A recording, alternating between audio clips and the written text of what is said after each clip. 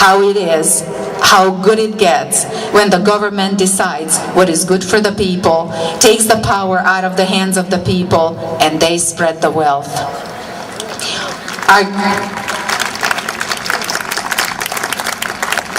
Our government imposed full-blown socialism on our inner cities, and in over 50 years hasn't been able to raise the living standard of those who live there. And look how happy and motivated are those living in the projects with all that the government is providing for them. Is that the best we can dream for our children and grandchildren? Is that the America we want to see? I certainly hope not, but that is exactly what the government means when they tell you they want to spread the wealth. They will make us all equally poor by breaking down our economy, inflating our currency, forcing on us taxation on a level never seen before.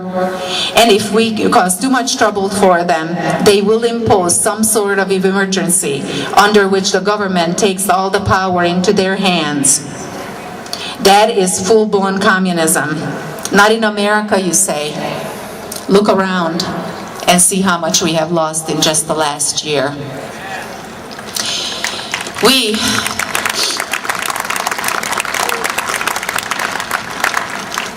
are citizens of this country first, and private citizens second.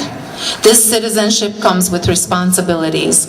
Keeping the Constitution intact, the freedoms in it, is our foremost responsibility. Citizenship is our birthright, but freedom is not.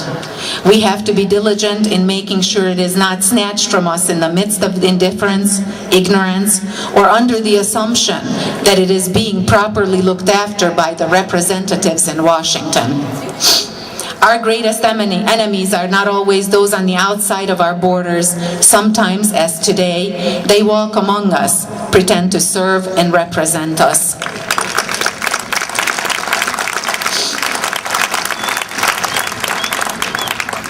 Both parties have betrayed us.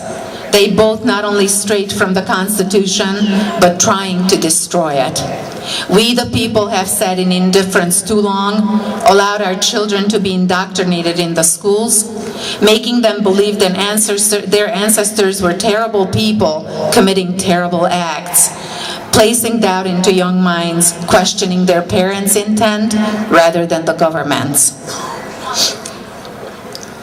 This was the practice in communist countries also. The focus was on the young. Through the government's promises of building a perfect idealistic society, the promise of social justice, they turned children against their own parents. Many became informants, turning in their parents, grandparents, and other relatives. The uniformed children marched in their parades like little soldiers, singing the Soviet songs of hope and change. We were disarmed by disbelief and turned a blind eye to the actions and corruption of government, courts, and schools. Through political correctness, they shamed us into shutting up, so no one would ever question, no one would dare to oppose. Feeling alone, we stood quietly watching the government enslave the people. In America's political climate today, I find each day stronger the feeling of déjà vu. And I say enough. Enough is enough. We need to take back our republic, and we need to demand constitutional correctness from all our politicians.